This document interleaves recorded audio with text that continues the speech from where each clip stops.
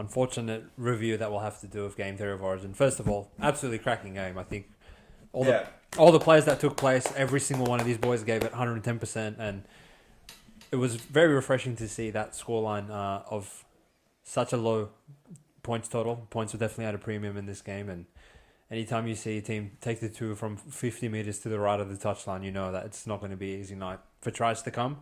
But yeah, unfortunately, we get our tip wrong with Queensland to win that series and win Game 3 up in the cauldron, and New South Wales get the job done. Chris, welcome, my friend. How you feeling, mate? Obviously, we let the premium boys down with the Queensland tip in the end, but it is what it is. High leverage. I think that's been the point of our season at the moment. Any high leverage, anything we call out has just not been going our way. But there's a pendulum, and hopefully it swings the other way now that Origin's over. Shout out to New South Wales. Saw that type of game from them, what it ended up being, but I didn't see that type of game from Queensland. But again, we'll get into it. I think Queensland defended really well. Unfortunately, that wasn't enough. No, I agree. And it was very interesting how this game played out. I think going into this one, Chris and I really put a lot of emphasis and belief in what Queensland would be able to do with the ball in hand. But I think the way New South Wales kind of neutralised them in terms of their ability to get into good ball positions really took away what Queensland does well. And New South Wales, what they did well, they did it very well. And they just peppered Queensland for the majority of this game. I think we were probably right in our analysis of how the game would play out in some ways. But I think where we said we're going to be a bit vulnerable, I think that ended up being our downfall in this one, mate. Well, Queensland lost the game in the 62nd minute. Second minute. We want to get into it just straight up. No, why it was the 62nd minute? I think everyone knows what happened. But I think we'll build up a little bit more anticipation before we get there. We'll start right from the start of the game. And in this one, I mean, both teams were up for it right from the kickoff. We're just getting shots on every other tackle. I think there was a level of intensity, physicality-wise, that I don't think we've seen in a game of footy for the whole season so far. And I think what was interesting was Queensland were coming off the line, because they kicked off the New South Wales first, right? They had the first set with the ball in hand. And I think Queensland restricted them to about 30 metres. New South Wales kick, do the same thing back to them. They're going back and forth. Neither team's really getting much ascendancy. But, New South Wales is probably gaining 5 extra metres with the ball in hand per set. And, Queensland, first they kick off at halfway, then 45 metres, then 40 metres, then their own 35-metre line. And even though visually it looks like Queensland are coming off their line and putting on big hits and driving the New South Wales players back and the crowd's firing up, they looked like they were still losing the arm wrestle. And to me, that was very, very concerning early on, that, Queensland were losing that much gas out of the tank and they really were not having much to show for it with the ball in hand. I don't know if you saw it the same way as me. I actually think complete opposite. Okay. I think, like we said in the selections, I said more that they automatically were in line to lose the forwards battle, and it just showed like going set for set. That's what's going to happen. But again, once they got to the 10 metres, like we progress now to the next stage, they stopped them and stopped them and stopped them and stopped them and stopped them again. Yeah. I think the Queensland on the 10-metre line defence was exceptional, to say the least. Agreed. Also want to what we've been, there's a lot of times we actually say this 10-metre offside rule through these regular season games. I don't think it got called once, maybe once the whole game by Ashley Klein, which just shows how good a NRL game can be if we don't abuse this 10-metre rule. I think Val's first one was offside. He was like on 5 metres out, so that's fine. Agreed. But once they got to the 10, it wasn't that New South Wales were getting set after set and just kept going, peppering them. Like game 2. Like game 2. It was, okay, they got a set, Queensland get the ball back, get to the 20. Go a set, Queensland get the ball back, get to the 30. And slowly, it created the game, and it was 0-0 that entire time. And to be honest, Queensland won the first half, because to go in at halftime at 2-0 with no ball, nothing, literally nothing. Yeah.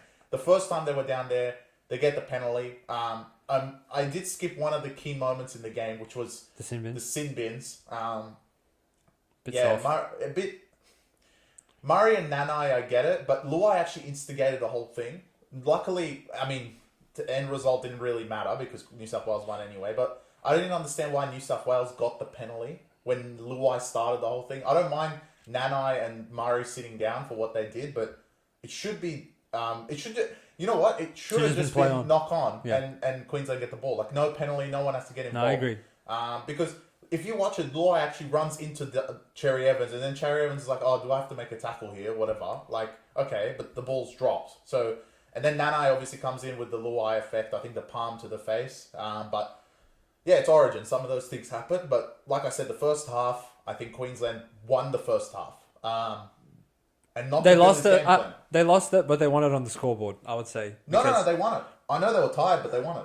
But I think like a lot of what happened in the first half probably set them up for not much success late in that second half of the game, because I think you had Felice Kafusi coming off in the 18th minute. Kalen does not come on until the second half. So as far as the middle rotation goes, Capewell, Carrigan, Ruben Cotter all playing 40 minutes, where New South Wales have had about 63% of the ball. The tackles in the opposition 20 is like 23-4 or some shit. So while they won it on the scoreboard, and that was a miracle in itself, in my opinion.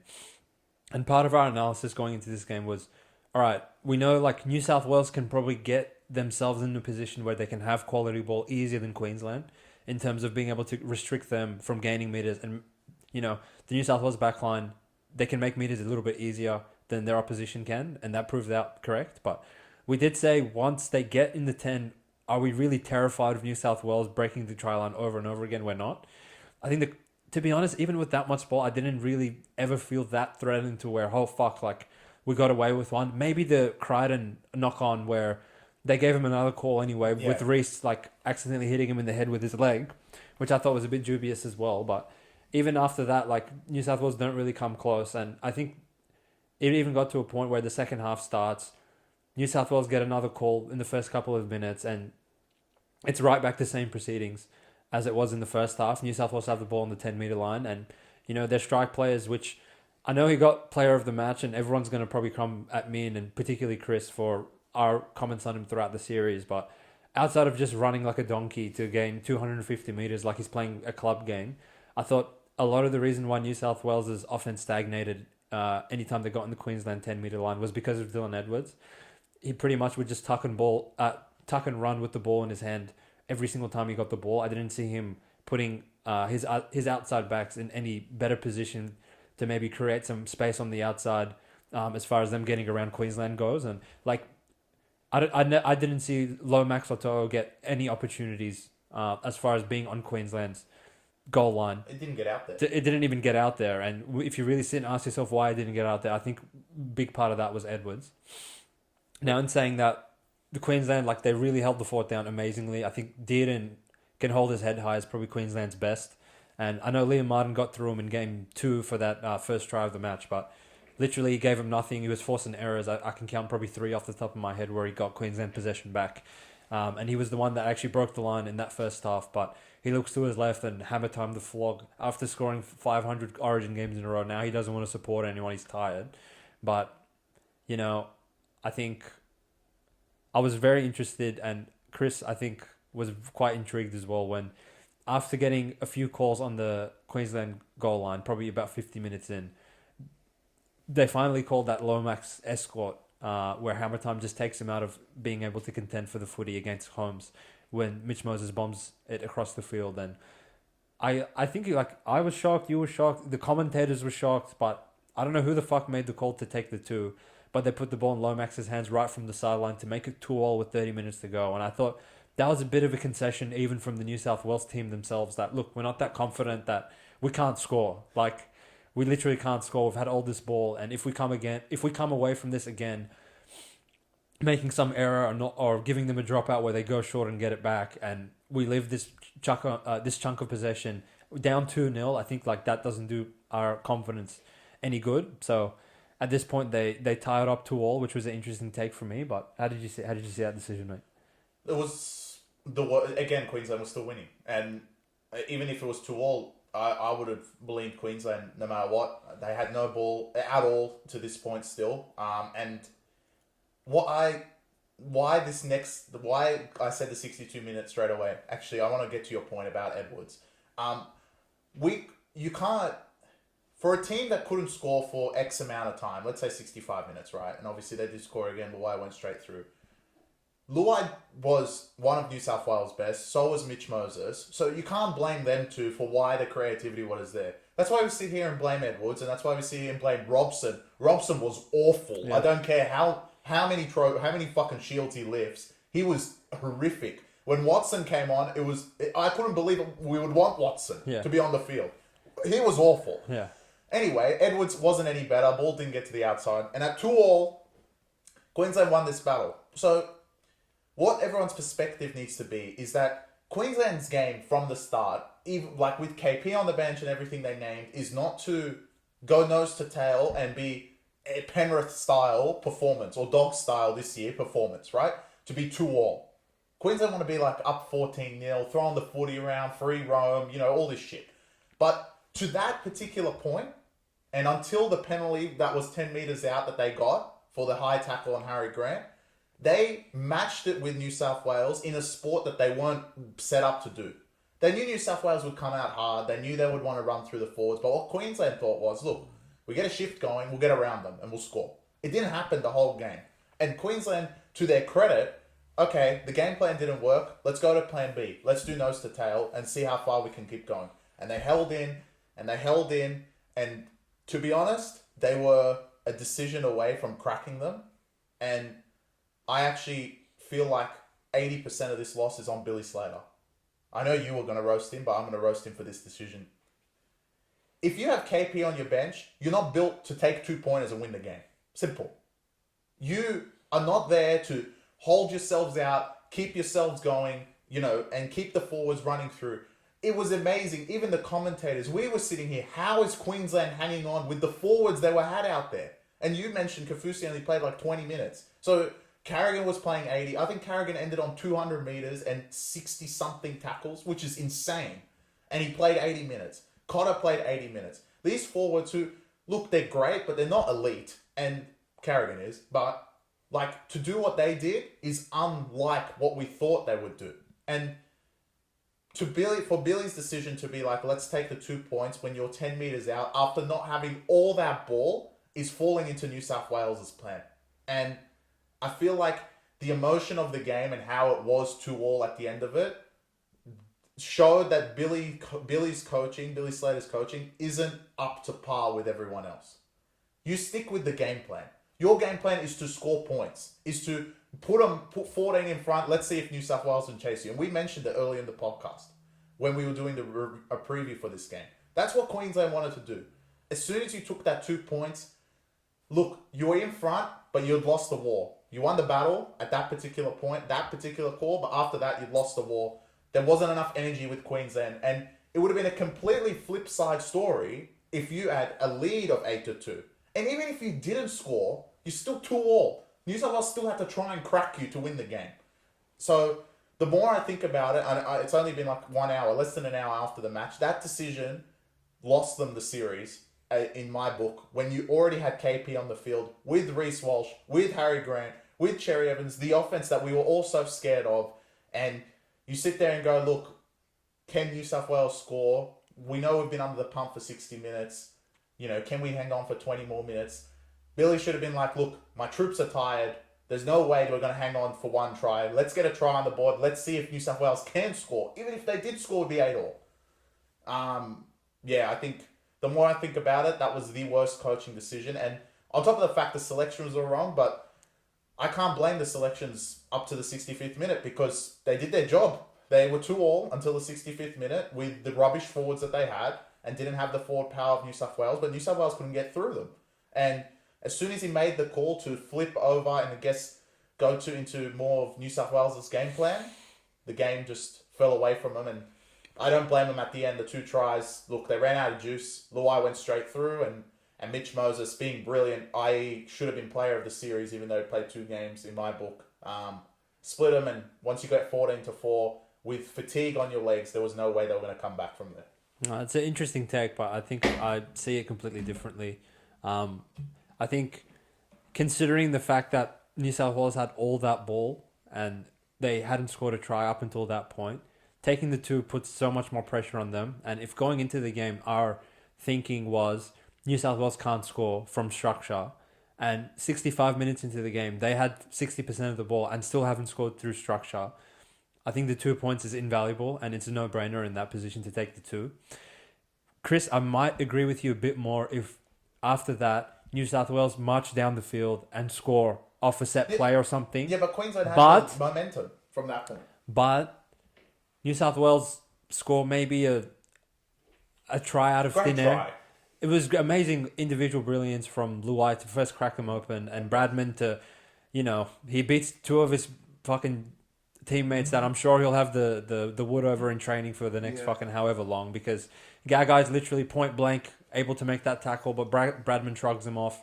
Ponga comes across in cover and he beats him and puts the ball down. But it wasn't as much, like Queensland just couldn't hang with New South Wales, and New South Wales just marched down the field. They concede a couple 6-agains because they're being lazy in the ruck, and New South Wales got over the top of them that way. I think like New South Wales were in desperation mode, threw a couple offloads that hit the floor. Bradman even juggles the ball to catch it in the first place, and it's just sheer individual brilliance that gets him through. So at the point where we were up 4-2, I was actually of the mindset of, look, like these cunts haven't scored with all the ball. I don't see why that is suddenly going to change, especially with the pressure on them. But for them to get through that way, and I think like the spirit of Queensland was broken once they saw Bradman put that try on the thing, because they lose a bit of their discipline, come off the kickoff. Harry Grant's holding old mate's leg, pulls it a couple of times. I think like as we've consistently said across pretty much this whole season of torture of 6-again try, as soon as these games get into a high leverage game, they're going to pocket the 6 away again. The 6 again away, because no one wants to fucking see a high leverage game decided by those garbage calls. And the majority of the calls in this game were just like, all right, I've really let them push it a couple tackles in a row now. If you're just like blatantly going to hang on and on and on, then you leave me no choice. Yeah. Kind of calls. And the one where Harriet pulls his leg in the last second, I think it's a no-brainer that you can't not call that in that situation, right? So pretty much you give New South Wales good ball, Queensland drop their heads because they just conceded a try and a penalty in sequence. And Mitch Moses obviously picks out the lazy marker, comes off the left foot, try under the sticks, and at that point it was game, set, match. But to me, I already put the red X next to my bet of Queensland to win the game once Bradman scored, because I just knew that it's not going to fucking happen. Maybe if Queensland got down there, then we could have seen like true backyard footy of what their attacking players would be capable of. But what really stung me, and I think me and Chris will never know based on our analysis pre-game, but I can't think of one time in 80 minutes that New South Wales had to defend back-to-back sets on their own try line, where they had to repel them time and time again. They just had to repel them once, and either Queensland would give it back to them on the New South Wales 10, or the 2 dropouts they forced, both of them went short to Lomax on the dropouts, and he caught them both times. So there was really no... New South Wales were not under siege at any stage of this game, really, and that's where I want to pivot over into Billy in a different way that Chris does. So Chris is giving him slack for the decision to take the 2. I think Chris's rationale, you could side with him if you want. I don't think it's a bad take. Considering the personnel that you selected, you really have not built the team to win a game 4-2. Now, I want to give him a little bit of slack in terms of not having the player pool to select from, with obviously Tom Gilbert, Tino Fasuamalawi going down. That's a lot of probably what they rely on in the middle of the pitch. But look, if you're going to select Kalen Ponga and Harry Grant on your bench, and you're only going to play Felice Kafusi 18 minutes, that leaves a lot to be desired in terms of size and ability to generate meters through the middle of the field. When I saw Cam Murray and Payne Haas with the interchange cards, and I knew that Ponga's been on for about 5 minutes, and we're not really... There's no one coming on in terms of forwards that's going to match Haas and Murray. I'm not going to lie, I was shaking in my boots, because I thought, all right, ball in hand, sure, we're dangerous if we can get in the 10, but we're kind of leaving a lot to be desired in terms of their ability to make meters. And to pick Kalen and Harry Grant, you gain nothing in attack. That you didn't really come close to scoring a try at any point of this game. And when you gain nothing in attack and you give up so much in defense, and you give up so much size in the middle of the field in hindsight, and I don't know if you agree with me, Chris. If these two teams were to play again tomorrow and Billy picked the same 17, I think I would take New South Wales because it wasn't on accident that New South Wales had 65% of the ball and Queensland were gasping for oxygen by full time. It was by design, and Madge picked what he thought would work for the state, and it worked to his thinking. And the way Billy sort of saw this one playing out, I really think he left too much to be desired in terms of the forward pack and his rotation of players. Kind of like it ended up being a positionless thing where Cotter's playing back row. I can't remember the last time he's played back row in years, really. And he gets shifted into the middle. Capewell, the decision to play him, I think in hindsight, Billy kind of knew what he was going to do in terms of his rotation, and he needed his edge player to play 80 minutes. And he probably didn't trust David, the lazy cunt, to play 80 minutes. And where Capewell is he's not the sheer talent that David is. I think he gave Billy all he could ask for in terms of effort for 80 minutes. So I can't even hate on that. But if you're going to pick Ponga and Grant, you're not going to get anything out of attack with them, then it's just an L. It's just a walking L in my opinion. We're going to have to agree and disagree on this one, man. I actually think the selections were fine, and I'll take it again. I want to ask you a question. I asked everyone on the pod. Who was Queensland's worst player? Maybe I'll never forgive Nanai for missing the tackle on Beth. Okay, you could say Nana. He got sin bin as well. I thought Cobbo was awful. I disagree. I thought it was fine. He was just was not really there. Hammer Time, I think, didn't do anything. He was on Crichton. Yeah, but he pretty much was handcuffed by Crichton the whole game. Yeah, I don't think they had a bad player. But well, it makes you think, doesn't it? Who was New South Wales' worst player? Robson. Oh, you could give me a list. Robson and yeah. I would say Edwards, but obviously Robson, Edwards, Critter. Yeah. He had 4 knockouts. Critter was particularly bad. Awful. Yeah, with the ball in hand. Edwards, Robson, Critter. Jake Trbojevic did nothing. Did nothing. And you know what? My point is all on that 2 points, to be honest. Wow, okay. I actually think, the more I think about it, maybe worst decision we've seen in Origin. Wow, okay. Look, Billy Slater, listen. You bring KP on. At that point, Haas and Murray are already back on. And to your point, there's a mismatch completely in the middle of the park. You have the ball on the 10-meter line. And you said a good point. They didn't have back-to-back sets on their 10. They would have then. Yeah. And if they went for it and you don't score, you lose. Simple. You lose anyway. And the options that Billy opens up if he scores is, all right, Kalen, you did your job. Maybe you scored. Maybe you set up the try. Get the fuck off. Kafusi comes back on. You can't bring Kalen off if you're chasing points. You're going to have to keep Kalen out there, regardless of how bad the forwards are compared to yours and you're playing Kalen lock. If you scored, then you could be like, all right, there's 10 minutes left now. We're up 8-2. We're holding this lead. Get him off. I don't care how talented Kalen is. If we want to win 8-2, I'm going to need another forward. Bring Kafusi on. And also, there's another player that was also on the bench. Collins didn't seem to play in all the minutes. I don't have the numbers right in front of me. But after his first stint, I don't think he played a second stint. So, both of them were on the bench. When you're chasing points, makes sense. Billy made the right choice. Leave Kalen out there. You're going to have to score. Simple. But the wrong choice was that 2 points. And I'll take that to my grave.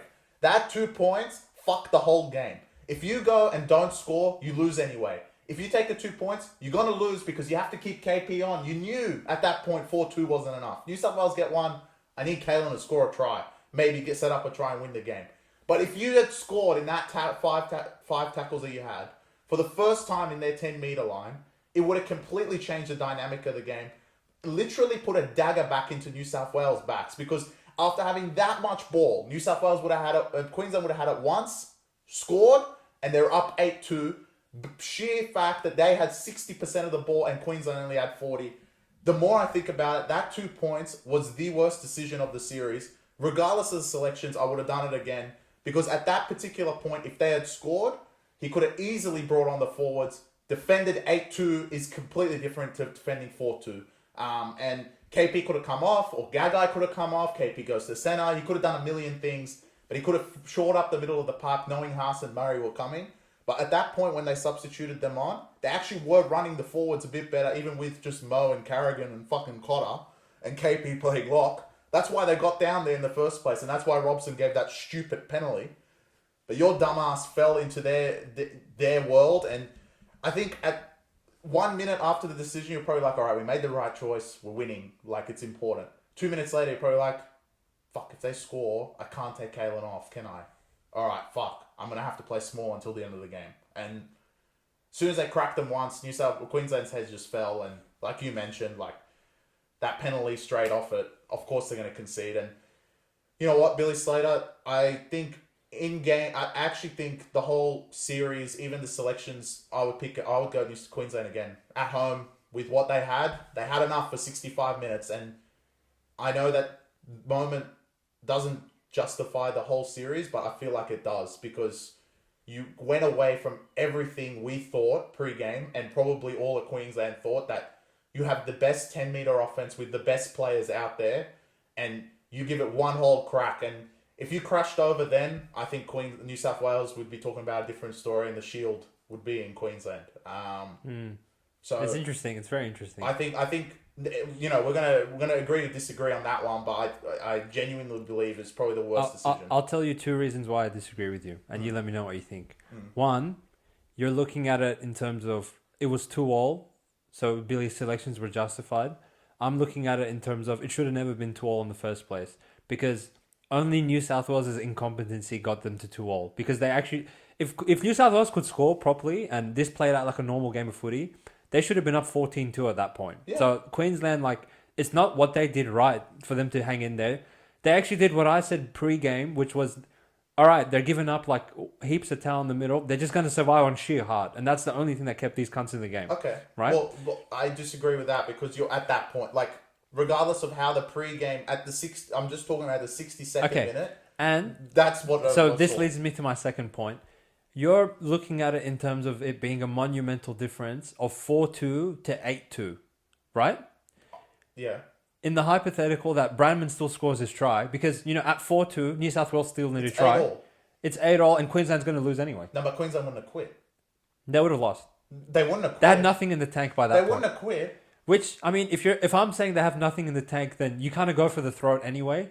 Because if you know you have nothing in the tank, then what the fuck's the point? But New South Wales' lack of ability to score, I think, makes taking the 2 justifiable. But, you know, we can fight tooth and nail on this one for the rest of the night. So I want to take a look at it more in a macro sense of the series now. Do you think the right team won the series? Yeah, of course. Yeah. I mean, look, we said week 1. I still think Robson should have been selected all 3 games, but I don't think too many will fight you on that. I know after this game, I think even though we won, everyone knows he was awful. Hopefully, I don't know, delusional fans. They win something and then they don't realize that they're awful. But if like I said, Madge, if he picked the right selections, game 1, Swally is not there, and Latrell, it should be 3-0. And you know, it just goes back to what Billy really had. I think with Tino and Gilbert, it's a completely different series. Tino was probably the Tino, and obviously whatever's going on between David and Billy, you know, that doesn't help the whole camp, because the camp also feels like, you know, David has been better than he's been every other year, and he was selected every other year, so it makes no sense. Oh, right? And they didn't have Munster as well. I guess. But, you know, what we've seen is Billy's a hardhead, which even makes me surprised at that decision, because he's a hardhead, right? Like, why that decision? It really is getting to me now. Like, hindsight's really getting to me on what he did there. No, I agree. But I would say, like, across the series, yeah, New South they Wales deserve to win. There is an easy scenario that New South Wales 3-0 this series if Suwali doesn't get sent off in game 1. Yeah. I want to say, like, I feel it's Origin, right? So this happens every year, but I feel like there is a lot of what ifs in terms of player availability. You know, I would have loved to see how the series played out if Queensland had Tino, Munster, Tom Gilbert, maybe even Xavier Coates instead of someone like Cobbo. I thought Gagai played quite well, but you know, if they have Gagai and Taulagi, maybe Holmes plays centre and it's a different ball game. But on the other end, it's only fair that I call out what New South Wales could have had on the park as well. Mitch Moses, take a bow. I think he was fucking outstanding. If his foot isn't injured in game 1, maybe he plays. Maybe Cleary's available and both of them get picked. Maybe Turbo's playing centre and Latrell's playing the other centre. Like, if anything, New South Wales probably were losing a little bit more even than Queensland were. But Happy Carousel. Happy Carousel, who's even after winning the series is 10 times better than Robson. And if you don't think that, then like I don't know what sport you're watching. Well, look, the argument does now. What are the halves for next year's New South Wales team? With Cleary back, I don't think Cleary and Moses. I don't think you can drop Luai though. I'm not someone that can say it. You kind of can't drop either. I'm advocate for Luai, but he's been great. Yeah, yes. Like, I don't think the backline from 1 to 7. I know, like, Edwards will stay. Well, some will even call that Bradman should be picked again because he's played 2 games and he's been 10 out of 10. Well, you have games. Latrell, and then you have also Tom Trebojevic. How healthy he will be in a bit. So you can't really leave out Critter either. Yeah, it's a very big selection to Lavaco for next year's match, but I think the biggest is Mitch Moses. He's had a better Origin career than Cleary. Come at me, it's true. And 3 games. 3 games, and winning 2 game 3s. Obviously, last year's doesn't count, but this year's, in 19 years, no one's gone up there. He stood up. I don't know how he wasn't player of the series. I guess Angus Crichton played all 3 games and played great, but Mitch Moses was the turning point of the series. The 4 try assists in game 2, and the try today was the backbreaker for Queensland. Agreed. Look, if I think Queensland were out of gas, so they probably wouldn't have. But keeping it at 8-4 for a longer period of time would have maybe they would have had enough. Started shaking, and they maybe get a bit more ball, and something happens. So, the way Mitch scored to just put him away. Obviously, unfortunately, I think he's torn his bicep in the middle of that. Yeah, that'll be his season. That's his season. But on to next year for obviously Para, which we've discussed in the past as well. But big loss for Parramatta as well. No, I agree with you. Any players in particular you want to give props to for the series? New South Wales' best was Mitch. Yep. I think actually, shout out to Zerifos spotters. Lomax was incredible. Yeah, really. What a series! Yeah. You know what? How is he not in the conversation? To be honest, He scored in game 1. He scored in game 2. He didn't score today, but only 2 players scored anyway. He was great today, making meters from the back. He could have been an argument. Honestly, I'll put him above Angus Crichton. Yeah, you could. I think Lomax was fantastic. Because I think Crichton was particularly awful in game 1. Yeah. Game 2, he would terrorise them. And tonight, he went off for a HI. He was damaging with the ball in hand, but didn't really he wasn't the Angus Crichton that we're not used to seeing week in, week out. I thought Lomax was fantastic the whole series. Particularly for it being his first series. I think he really stood up and showed that he belongs on the stage. And he's made a hell of a case that he needs to be one of the first selected next year, in my opinion. So even in the situation that Turbo's healthy... I would put him fullback, but now everyone's going to sit on Edwards as well. So. Well, yeah, you also have that debacle. And Matt strikes me as particularly the loyal type. I swear to you, if he could pick Swiley, he would have. But in saying that, well, Swiley probably wouldn't have been there. I don't think he's as quick as Bradman on the outside. Yeah, I doubt it. Well, I'm going to call out a Queensland player. Yeah, okay. I thought Pat Carrigan. Honestly... Valiant effort. You're honestly better than Haas at this point. Yeah. In my opinion. You are superhuman effort from him. Superhuman, and this is why you're the lock of our country, and you should always be. Wow, it was fantastic. Incredible today. Yeah. I mean, if you go out there and play for Brisbane, it really shows how much heart you have, and you really gave Haas a fucking run for his money. To be honest, It was called out by Corey Parker, and you absolutely gave it. Carrigan was definitely the player of the series for Queensland. He was sensational. Yeah, he was insane. In all 3 games. So and again, Dearden, I thought game 3 was... He definitely stood up. 9 out of 10 in the losing side that didn't even score 1 try. Hammer time was good in the first 2 games. Awful tonight. Thanks for nothing.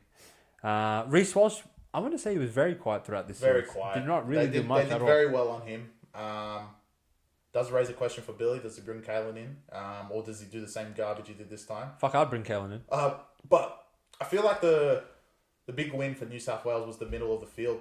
For a series not to be terrorised by Hunt and Grant is a plus. It does, put some selection debacles for next year. And obviously, Cherry Evans is getting that bit of age now, so... Does he continue to keep his spot? Where does Cherry Evans go? I thought he was great today, kicking game. He's always been great, especially in his twilight years. It's been fantastic. Seems like getting better with age, but it does get to a point for Queensland that they're definitely turning a corner to the side of, they need someone else, someone young. And it really, this could be a turning point in, I don't want to say it, touch wood, but, this could be a turning point for New South Wales to go on a bit of a run in the State of Origin. I agree. To not have what they have, and I can't imagine with everyone what the fuck they're going to do to this Queensland team. If Latrell's there, Turbo's there, Cleary's there, Happy Carousel. Yeah.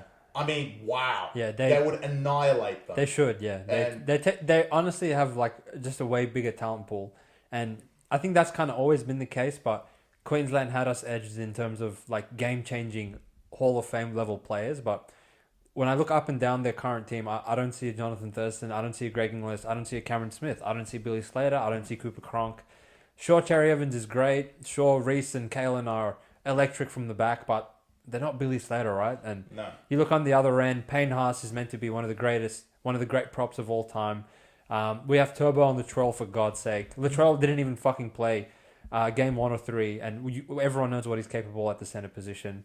Nathan Cleary, who's also touted as one of the all-time great halfbacks, which he proved what he's capable of doing in the grand final last year when he put the Panthers on his back to come back from that 14-point deficit and lift the trophy again. Mitch Moses, I think now he's put himself in the conversation as one of the elite halfbacks in the competition as well, leading power of all clubs to a grand final and coming back from a 1-0 deficit with no more games in New South Wales, just being flung in there after breaking his foot for 3 months because Hines was that god-awful and Cleary was injured. And Moses shown that they could pick him any game going forward in the future, and he'd do the job. Well, that's your 3 rotation now with Cleary back. I think Origin going forward is between Luai Moses Cleary, Luai Moses Cleary. I think Hines goodbye. Yep. And the only person that could sneak in a little effort because he's not going to get an outside back spot next year is Burton, and that's it, right? Maybe if there's an injury. Yep. Because the outside backs, I mean, there's going to be players left out that deserve a spot. That's just the simple way it is. The outside back pool for New South Wales come next year. You're forgetting about Adokar as well. If it comes back, it's sensational. So it's going to be interesting next year, and it could be a run. We saw the 8-peat in our lifetime of Queensland with all the talent they have. But New South Wales, this could be a series, and on top of that, next year just doesn't look any better for Queensland. If anything, they're getting older with age, especially in their key positions with Ben Hunt and Cherry Evans. And their forwards, they don't really have that youth coming through. To have fucking Liera and Pia Kore as your 18th and 19th man, scary. It's really poor. So compared to what they have, Homoli Olakawatu, who apparently got fucking sent off for whatever reason. But what New South Wales have in the racks is definitely a different ball game. But caps off, honestly, maybe the game of the year. There's a lot of times it was sensational. Yeah. And it's hard to come on here and be too sour, giving out a losing best bet when we saw a cracking game of footy tonight. So hats off to the players, hats off to the refs for letting them play it out for the majority. I thought Ashley Khan was a bit horrific in some ways, but I think the players decided the outcome of this one in the end, and the Blues were too good for Queensland, so fair play to them. Yeah. And now that that's out of the way, I think we still have 7 games of footy, right? 7 games of footy, back to club footy, no more Origin for the rest of the year. Back to the 6 again. Woo! Yeah. Can you hear 6 again right now? I can hear it, especially the first one, yeah, where I'm going to host the game because I'm not going to say a word of this analysis. Yeah. The Canberra Raiders are back for this guy. Thank God. And they host the New Zealand Warriors, which is an iconic fixture for us. It was one of the past Warriors, one of the greatest victories maybe of all time at GIO Stadium. Yeah. This time the Raiders are only 1-point favourites to the New Zealand Warriors at GIO Stadium. Warriors and Raiders really, really, really, if they want to make the 8, need this one. Yeah. Especially against their rivals. Zane, how do you see your fixture? My fixture. So if anyone wants to know why this is my fixture, please go back and watch Raiders versus Warriors. I want to say in 2021. Yeah. They played on my birthday. I took Warriors. I live bet them every time Raiders scored. They went down 25-6 and come back and win 31-36. One of the all-time. I wish the podcast was around back in the day because the cunts would still be doing cartwheels for it. But now, with the current state of affairs of both of these teams, it's it's hard to get that excited outside of history aside. But look, on the Canberra Raiders, I feel like both of these teams had a bye, thankfully, last week. We didn't have to watch their god-awful performances. So when last seen in action, Raiders lost to Knights, and we saw those pricks play last week. Wow. And outside of beating Dolphins in a Golden Point thriller in Manila game, I want to say 4 to 5 rounds ago, Raiders have been absolutely putrid.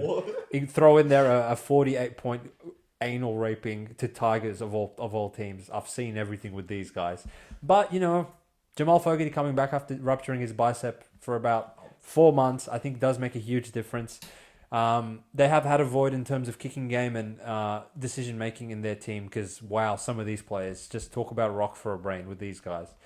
And Kyle Wicks retained his spot at fullback where he's good for 1 try a week apparently because he can outrun Usain Bolt. And on the Warriors side of things, Tohu Harris obviously wrist surgery that will end his season, so D Walks come to lock, which is really funny. He's one of the back yourself favourites. Yeah. But a bit of a crisis in terms of backline players available. Chris did allude to this where pretty much 9 of them got a HI against the Bulldogs 2 weeks ago, and obviously Nicole Klokstad's dead, so Tuapiki comes back and plays fullback. Houdini's back. Roger Tuivasa-Sheck. Andrew Webster has finally conceded to the Back Yourself podcast that he's wasted in the centres, so he still refuses to play him fullback for whatever reason, and that's why you see him named on the wing this week. It's a pick'em game. Essentially, the bookies are throwing their hands in the air and saying both these cunts suck ass, so I'm just going to make it pick'em and let the best man win. I'm leaning with the Canberra, with the mighty red-green, because simply Warriors, I feel like they got their hearts ripped out of their chest against the Bulldogs in that 1-point loss to Matt Burton 2 weeks ago, and it's going to be they're pretty much on the deck, and it's going to be hard to pick themselves back off the canvas, take a bye, regroup, go to GIO Stadium, who, if any team's desperate for a win, it's those Bums, because they have not tasted victory in a long time. The forward pack is fully healthy, which I think players have either been in and out or they've been playing injured. Hudson Young, since playing Game 1 of Origin, and just quickly on Origin, real quick, for Madge to run out Hudson Young and McKinley in Game 1, I think shows night and day of what the forwards played like once those pricks got named out of the team. But back to the show, if you want to call it that. I'd call it a circus personally. But Raiders, I think they have been lacking players. The Dalian medalist Zach Hosking does also return after 9 months on the sideline. So I think they have enough talent and enough players that they haven't had available to them in the last couple of weeks that I think if you can't beat Warriors at home, I'll truly be hard pressed to see another win in the Raiders season. So just by default of home field advantage and desperation, I will go with the Canberra Raiders. Yeah, I'm gonna agree. I think Raiders win this one. As shit as they are, they're awful against Knights. One thing on the front, I think Fogarty coming back is huge, but I would not be surprised if he's omitted pre-game. Okay. That will hurt me. Not the concern of himself. I think the world watched today's game and seeing Mitch Terry's bicep is not a good sight for someone coming back from a bicep injury. Adam Reynolds. Adam Reynolds and of course Jamal Fogarty. So look, is it a desperation act from Ricky just to bring him in and maybe save the season and get them back in the 8? Or is he healthy? Obviously I don't know the insights. I don't have Ricky on speed dial. Unfortunately, I wish I did.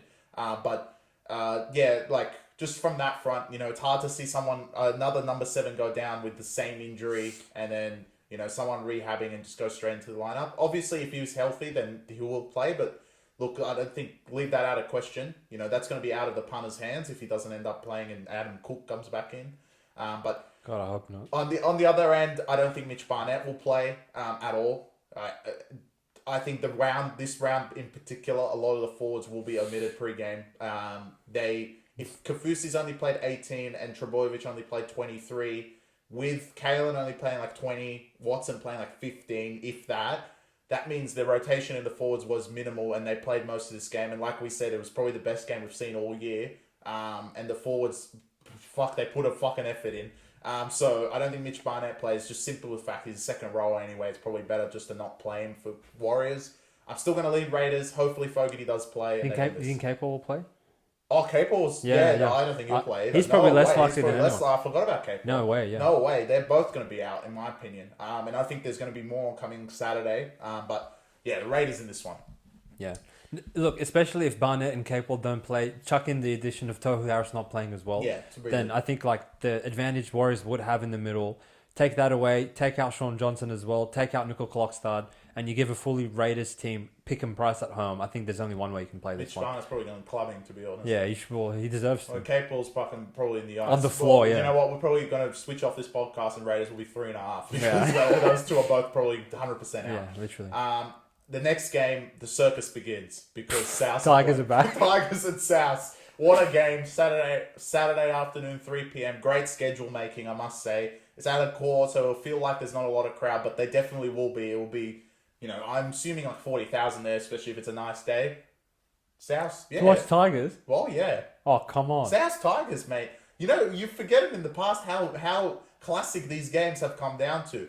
The Tom Burgess, yeah, I get that. Tom Burgess try that was a no try. There's a, you know what? I'm putting that on. I'm gonna say 40,000 in the crowd. Wow. All right, I'll hold you to that. But the crowd will mean nothing because South's at 11.5 point favourites without Latrell Mitchell. So with Latrell, this would be 15. And Tigers, I've seen everything.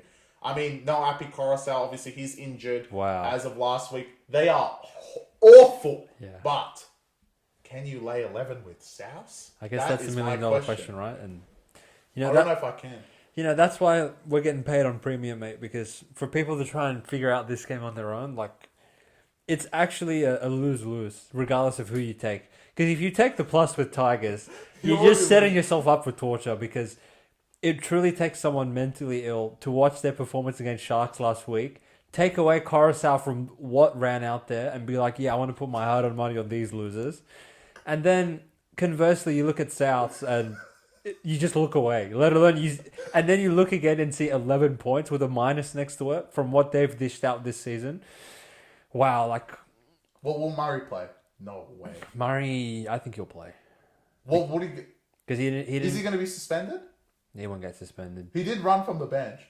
This isn't the NBA where you get 20 games for coming off the bench. I think Murray plays. Murray backs up. Maybe come off. If he's available for selection, I think Souths have put themselves in a position where they can delude themselves into thinking they can make the 8. So Murray, as the leader of the club and the captain, I think he's going to get out there. But have they quit? So I guess what it comes down to is have Tigers quit, and I think they've absolutely nailed it. I think maybe Mitch going down, maybe they don't. They have a chance to not come last. It's Tigers. They're the only team that week after week their lineup gets worse. Regardless of who's in and who's out, it's just sickening. And I don't know about you guys, but I work way too hard for my money to put it on Tigers. I'm good. I would actually rather lay it with South. Look, I know this is the preview of South Tigers, but what the fuck are Para going to be next week? 16? 55.5 to Melbourne. Jesus Christ. Yeah. And they won't even try. Yeah. Wow. Wow, that's huge. But Tigers, I don't know. You are the Tigers ambassador. Look, I'm going to do it because it's Tigers, right? You cannot be 12.5 point underdogs to South with no one. I mean, Wyden and Walker, Murray, I'm guaranteeing he's not going to play more than 60 if he plays. I'm not scared of Kulumatangi for 12 points, to be honest. I am with Tigers. I think Tigers are going to shock the world. You forgot one of the biggest, the biggest in from a back yourself point of view. Because when this happens, it usually is success. There is 3 finals. You do realize there's 3 finals. They could run out 13 finals. I would lay it with South. You'll lay it with South Tigers, with 13 finals. Tigers are not even a team. See, he doesn't get it. In my opinion, Tigers... You're going to come back to this point on the podcast and realize how influential the finals are. If the NRL ever wanted to go back to 16 teams, I'd sacrifice Tigers. They're that bad as a club. Don't worry, there's a Perth team coming. Yeah, there's enough analysis on that game. We'll for the Back Yourself Premium, we'll figure out the conundrum of this garbage game. Yeah. The next game, there's no conundrum. No, just don't show up. Well... Come on. They're awful. It's interesting, right? Because I think the bookies have a big question mark on this game. So what was interesting, and you had to do a lot of scrolling on Tuesday to really figure out why the fuck the line was the line, because we don't have a consensus line in this one, ladies and gentlemen. We have either 3.5 or 4.5, depending on where you look. In the Broncos' favor, yes, the team that's lost 6 games in a row and haven't named any of their origin players to back up outside of being on the extended bench, are 4-point favourites at Hunter Stadium, where Gagai, Best, and Kalen, as far as we know, and as far as Adam O'Brien would hope, after seeing last week without them, have all been named to back up come 5:30 p.m. on Saturday. And conversely, Broncos have named the same pricks that let us down against Dragons last week with Reece Walsh, Payne Haas, Selwyn Cobbo, Pat Carrigan. If he backs up, I've seen everything. Yeah, he's probably the least And likely. speaking of bicep ruptures, Adam Reynolds, after 3.5 months on the sidelines, is named in the 24 jersey. I forgot he's playing. Well, the bookies haven't, mate. So I think this is the game of the round, where normally it's Cowboys when they back up. But even more so this game, you're going to have to keep an eye on who ends up playing and who doesn't. Unless you're of the mindset that Broncos are what they are in terms of losing 6 games in a row, then if you see plus 4.5 with Knights, knowing that they're going to be essentially full strength, you'd probably take the plus 4.5. Now, I guess the interesting thing, Chris, is assuming that both teams have everybody back up, which I know you have your question marks over, especially Carrigan, after making 60 tackles in that environment. If both teams back up in this one, how do you see this one playing out? If both teams all back up, would you still say Knights don't show up? Last week was diabolical. Is that like diabolical? One of the worst, like... I think to lose by that much to Lehigh, seen everything. We'll get to them. But wow, awful. I look. Knights always seem to surprise us once they get to this point that they're that bad. They can end up winning games like this.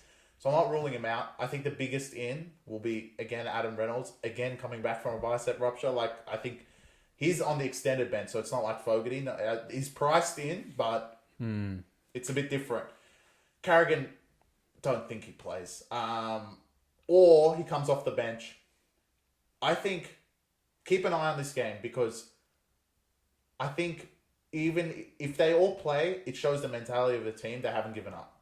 If they don't, then they've given up. Yeah. And whatever the Knights thing is, regardless of how many Brisbane players back up or not, I think Knights will get to maybe -1.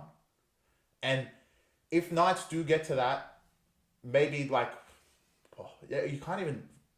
I guess you can only say out of all the Origin players, Kalen will play. For sure. Knights?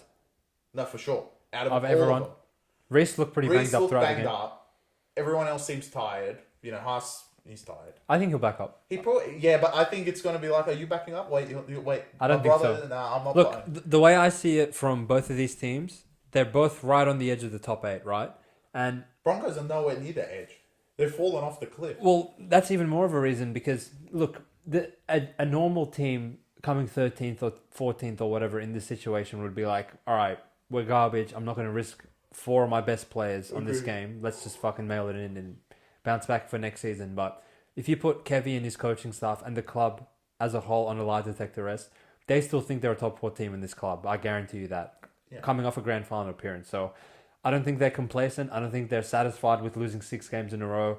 And I think there will be... Look, Kevy's given these cunts a rest the first 2 games where they went to New Zealand and got killed. And I forget where they went to in the game 1. Didn't they win?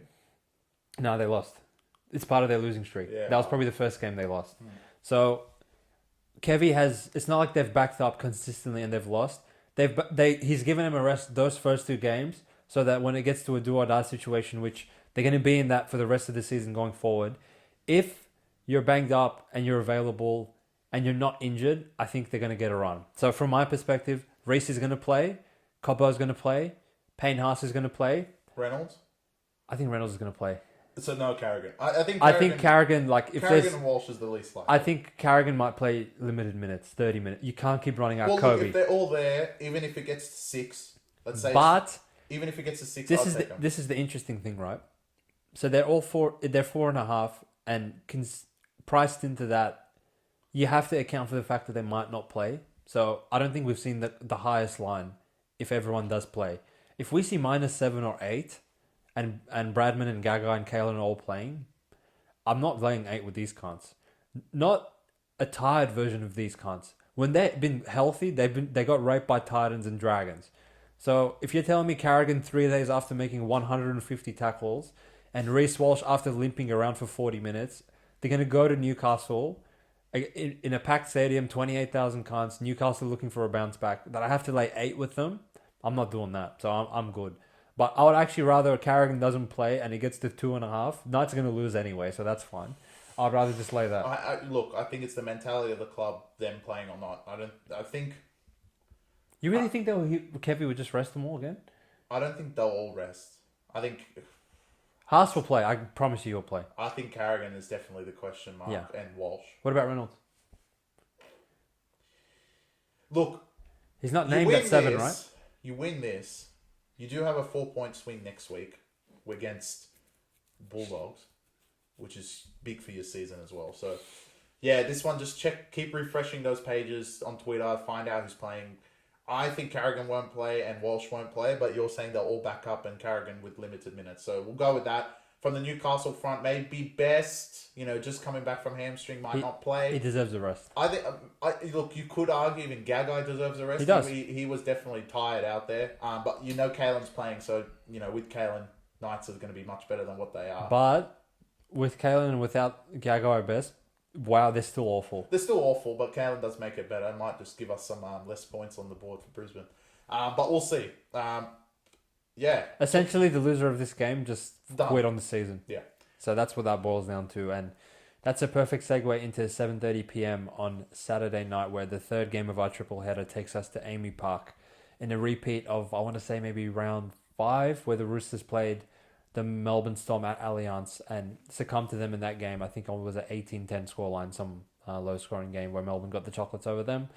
And Melbourne currently sitting on top of the ladder with the only team with 13 wins. Roosters go to them with 11 wins next to their name for a chance to get 2 points closer to them. I think Melbourne have a chance to really put the ascendancy on the rest of the competition by getting another 2 points clear of Roosters if they were to win this one. However, no Harry Grant. I want to say I really doubt he plays with Hunt's HIA in that Origin game. I think Grant was really sucking in the big ones by the end of that game, and obviously he hasn't played the last 3 weeks with a sternum injury, and 4 points clear of any other team. I don't really see why Bellamy would risk him.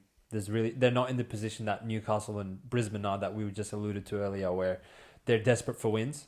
So I want to say he probably doesn't back up, and Garlick's been playing good in his absence anyway, so that I think I've seen everything that I have actually said that out loud, but the way Harriet was playing earlier, he was awful anyway, so Munster obviously still a few weeks away with that groin injury. And on the other side of things, I guess the big question mark is Lindsay Collins. He probably plays. Spencer Leniu, I think he probably plays as well. Suwali's back as well. And Angus Crichton, after winning player of the series, which again, I've seen it all. I'm not sure. He's probably the only player I'd have a question mark over in this one, Chris. So to see Melbourne at $2.15 in Amy Park, you don't see it every day. So what do you think about this one, mate? Wrong team favoured? Wake up. It's been a long time. Sound the alarm. Get the alarms going. How many times are you going to get the team coming first? Underdogs on their home ground. I've seen it all. Plus 2.5 for Melbourne. Don't worry about that. They're going to win outright. And they will extend their lead at the top. I actually disagree with what you said. Bellamy is going to put the foot to the throttle. He ain't no coach that's just going to be like, all right, we'll mess around. We'll make sure we're only one win in front of Penrith. Fuck no.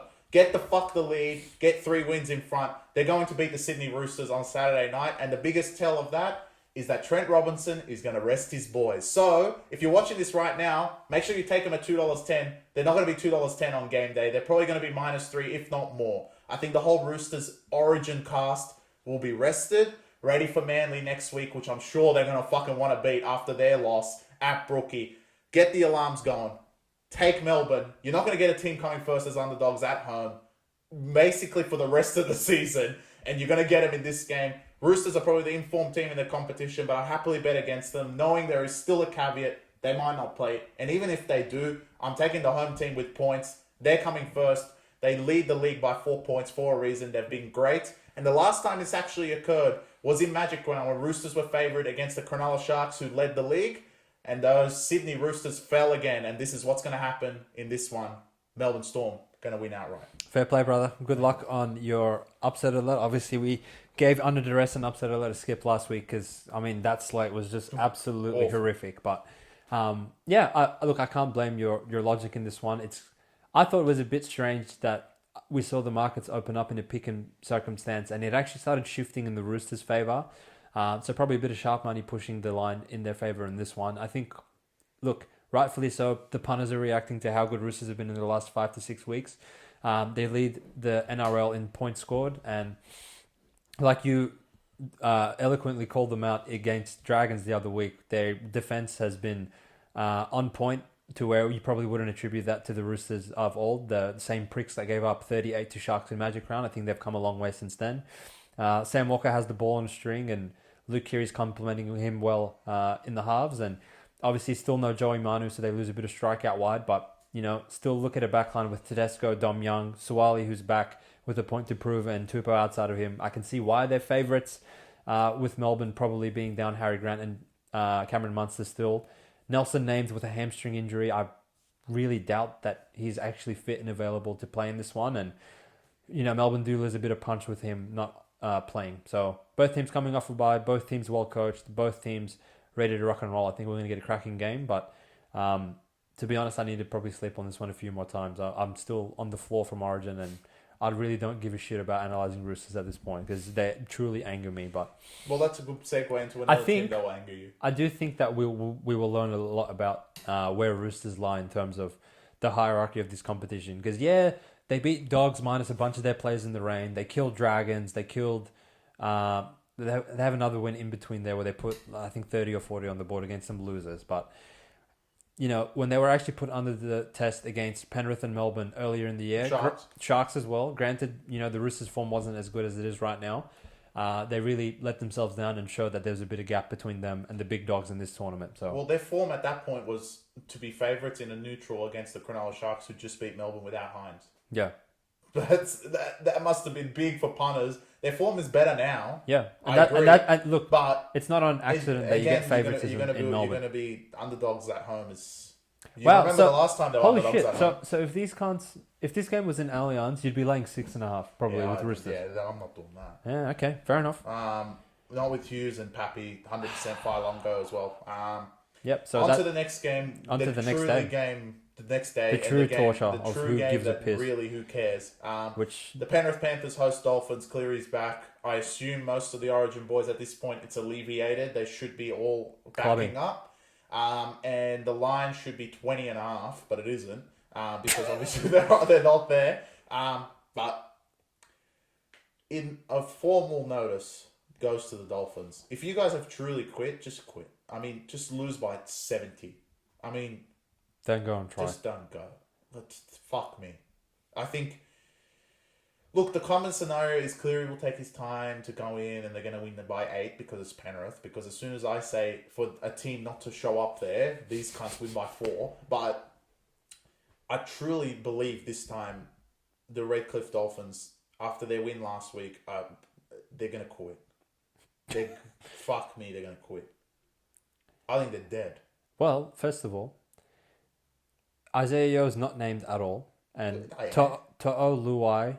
he was awful today too. To'o did nothing. To'o, Luai, Martin, all named in the extended bench, which is a bit unlike Penrith. Normally they name them somewhere in the 17, and if Ivan Cleary just doesn't give a piss, he pulls them on game day. So I thought it was interesting for him to take the Todd Payton approach and just have his extended bench go down 50 players. In saying that, Nathan Cleary is back, and the Panthers are back at Bluebet, which... when Cleary plays and it's a Sunday afternoon at 2 p.m. there's probably not another stadium that you want to go to and play these pricks. Especially for a team devoid of... how many weeks can you get away with playing Pangai? Sure, it'll work against Souths, who run out Kepi, and whoever Dolphins played the week prior to that, where Pangai was possessed. But to take him there against Fisher, Harris, and Leota, I want to extend... another RSVP notice for Dolphins. Just don't fucking go there on Sunday. If everyone plays. I want to say keep your eyes peeled for the day before. If Melbourne do hit my upset alert, I would assume all Penrith play. Then can't leave it up to chance with Cleary on his own, basically. I don't think they would. I don't think running out by himself. That's running out by himself, right? It's not that they'll lose, but there is more chance that you can lose. And if you do lose and Melbourne win, my premiership's finished. They've won. There's not even a chase. Agreed. So that's probably in the back of Ivan Cleary's mind, I would say, that if Melbourne do win, if Roosters win, then you can kind of take a chance. If Dolphins somehow win with Cleary just there, okay, it's not the end of the world because Melbourne didn't even also jump in front. But if Melbourne win and you somehow lose to Dolphins, it's over. You're not going to come first. And you're probably going to have to go play him at Amy Park at some point if you play him in the prelim. So I think it comes down to that, but I disagree. I actually think they're all going to play. Well, we're not going to get 12 then. We're going to get fucking 16, 18. Yeah, that's what I'm saying. I think they're all going to play. Against another top 8 team in Dolphins, who are coming off a win last week, you might see 20. And I think Ivan Cleary does have in the back of his mind, his team has been in and out. There's been a lot of changes to get some of that chemistry back. It does seem like Penrith just click like that, but, you know, they're going to win by 4 this week, obviously. So, but it does take a little while. So Cleary hasn't been there for a long, long time. So it does help having him back, of course. But I'm sure he wants the rhythm ready, especially when there's 2 contenders playing the day before, and you'll be able to see and watch, like, to see how scary Melbourne will be if they don't have Grant or Munster and they still beat the Sydney Roosters. He's got to sit back and go, look, fuck me, they're fucking good, hey. And I need my boys to be playing at the best they can. So, yeah, I think Toto might play. Toto will play. Luai will play. Maybe not Martin. I don't think he came off today. But, yeah, we'll have to see how it goes. But Dolphins, regardless of who's out there, in my opinion, they shouldn't show up. But I think with them, they really should just fucking throw the white flag as far as I'm concerned. I think you're one game early in terms of telling the team not to show up because... All right, Titans. I'm fucking getting sick of you guys. No. They'll try, though. No, they can try. That's fine. Try as hard as you want. Titans, you go on 4 Pints Park and your little facade and little fairy tale of covering every week is coming to an end because to only have to lay 6.5 with a full strength Manly team outside of Kohler, I understand. And but Paseka's back for you, remember? Oh, he's on the... And Lockie Croker's no one to me, so that's fine. What? Now... Titans, you cunts are going to get killed, in my opinion. Because I think Titans have gotten away with playing teams at the right time in the last 5 or 6 weeks. To play Para at any point of the season is the right time. To play Warriors, which they're just in a fucking free fall, and put 66 on them, I think you played them at a right time. To play Cowboys when they can no longer score, you beat them, fair enough. But to play Manly. But to go to Manly at 4 p.m. on a Sunday afternoon where Cherry Evans is going to back up, he's going to be pissed off that his state lost. Jake Trbojevic, I promise you, he's not tired after playing 19 minutes.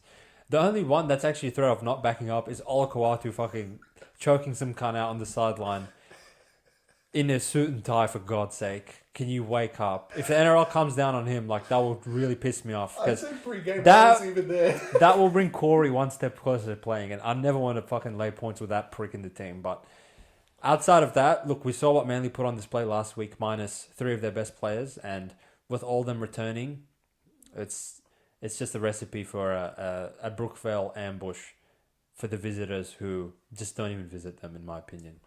Manly, this puts your stamp really on the map, and you're my dark horse, so I'm not going to back down. 6.5 is clearly too short. You're a much better team than that to these Gold Coast Titans.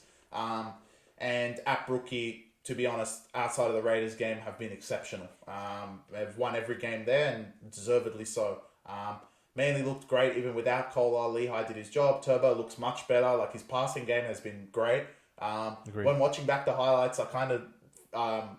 slowly leaning to Hussein's side that he should be playing fullback, but I'm sticking with Kohler when he comes back. I think he should go to fullback and Turbo goes back to the centres, but it'll be another chance to prove himself. DC will be very pissed off. Paseka coming back is huge. If he does end up playing, that's huge for Manly, especially shore up those forwards when you're starting Nathan Brown. And obviously they're still not full strength. Lockie Croker and Kohler still to come.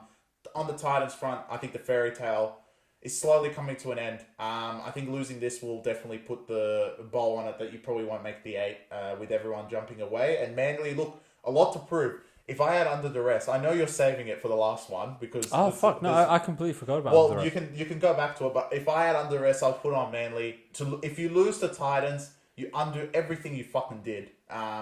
Win this game, cover the spread.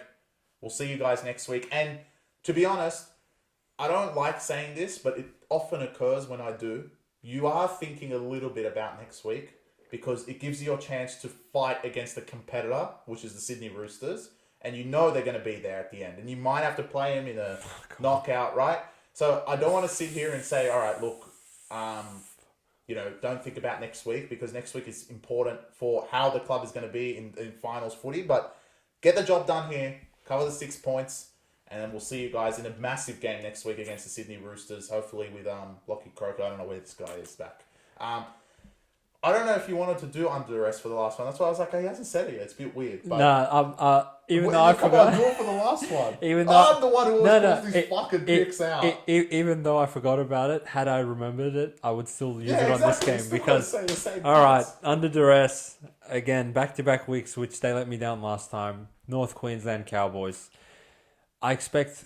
Again, you guys don't deserve a rest after losing tonight's game. I expect Todd Payton to name all you idiots into his lineup come Sunday afternoon with a bit more time to rest after tonight's game. And look, you traditionally have had a fortress in terms of Queensland Country Bank Stadium. And even though you've been playing awful, you still have a winning record in this season, which really does me because I would actually put it down to the Roosters and the Panthers win when you had no players that, if anything, you should have 10 losses next to your name at this point. And, Dogs have shown that they're a top 4 competitor in this league, but the bookies are still giving enough respect to you guys to put you pick 'em to them. And you were picking to Manly and you let that one slip through your fingers. If you let this slip through your fingers with the annual loss to the Cronulla Sharks coming next week, then your season is absolutely cooked.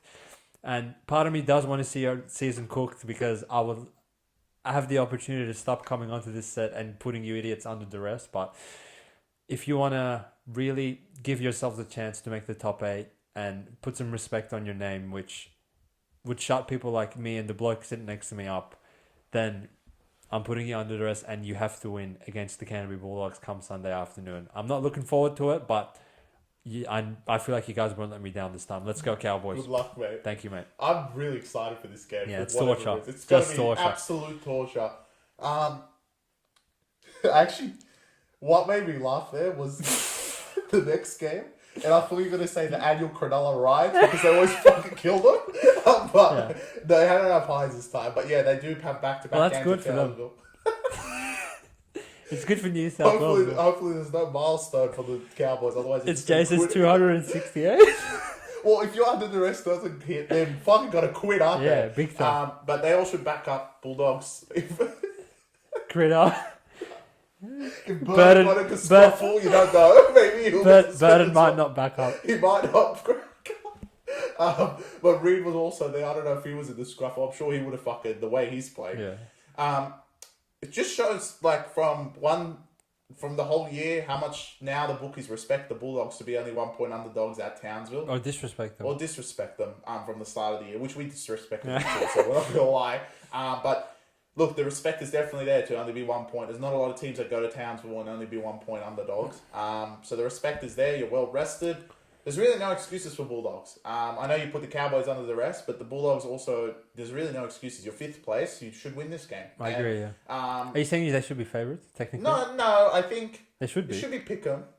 I think Townsville does enough, even though they've been god-awful. Honestly, Dogs should be -2.5. All right, well. They're better than these Dogs. Agree to disagree. I think it should be pick 'em, maybe 1 point. I don't know. I think it's about right. I think Dogs, like, for your 5th place placing right now, you should win this. Cowboys have been awful the whole year, even though they're in 7th. But they've been shit. And so I think you should win this, but I hope the under duress does hit. I think it's the right side.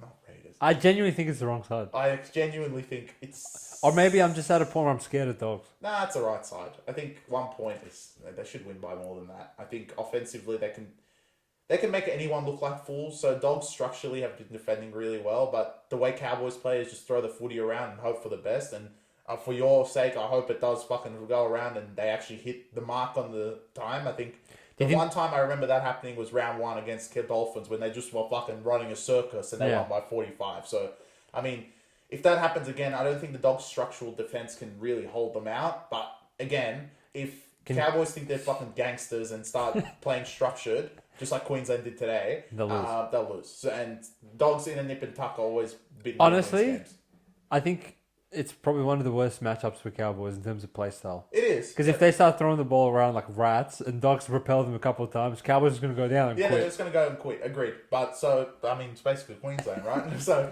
and also for Bulldogs, not that I don't think you'll make the 8 now. I think you've solidified your spot. doesn't look great if you lose to Cowboys, and then next week I don't think you're a chance against Brisbane. So, I mean, we say that a lot about Brisbane, but I think truly with everyone back, including Reynolds, fucking good luck.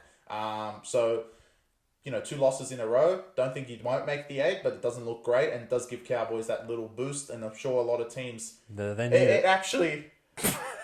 I love to harp on this game. We have to go. What? The harp on this game, because I actually just thought of how the schedule makers have actually put this together. Oh no, it's not that game. Because I think after the two in Queensland, they play Dragons next. Oh god. And I thought that was it, but I think Dragons play Melbourne after the Penrith game. Well, Dragons have I think to it's play 1 week later, but to lose 2 in a row and then go play Dragons in a almost must win for Dragons as well. Be a different scenario, but to be honest, I'm not leaning either side. If I had to lean one, I would say Bulldogs, just on the fact that, look, they should win. They've been playing better than them the whole year. They really should win this game. But knowing Bulldogs and how they fucked us the week before because they want to win by 1, yeah, they're likely not. They'll win by 2. They're going to win by 1 again. They might well win by 1 again. We'll see. But it's definitely an interesting round. I think from anything on Saturday. Saturday is the main period of time. I guess Friday as well with Cape Ball. Saturday is just hilarious. Saturday's hilarious, but also keep your fucking phones, all notifications on for whatever you can see. Look, some of the those big games. 3 ones, obviously, just in terms of sheer volume of how many players are in question. Look, Capewell, if he plays, I've seen it all. Barnett is a 50-50 in my opinion. The Knights Broncos game, that line has the potential to swing 6 to 10 points based on who plays. The Panthers game, you could see 20.5 if everyone plays. And you don't really want to be laying 12 if none of them play, right? So you keep an eye on that one. And Cowboys, obviously, if they quit again, then wow. Well, in the hypothetical that Cowboys quit, I take under the rest off them. I put it on Raiders. So just keep that in mind, guys. And also you missed one in there, but I think the Sydney Roosters might quit one. Robbo, I think, will rest He's his a coward boys for once. He hasn't rested them in the first 2, so I assume the third one, he's going to be a little bit of coward and say to Bellamy, I'll see you in the finals. I think that's somewhat what I'm thinking for that game. But we'll have to wait and see. It is a longer episode, of course, with Origin at the front. After the torture, congratulations, New South Wales. Congratulations. You've done something that hasn't happened since fucking I was 5. So you guys did a really good job to get through that gauntlet. Promising years to come for New South Wales. Yeah, well done, boys. I think punting aside, obviously we're proud New South Welshmen. So bringing the shield back home, going down 0-1 with the first game actually in New South Wales.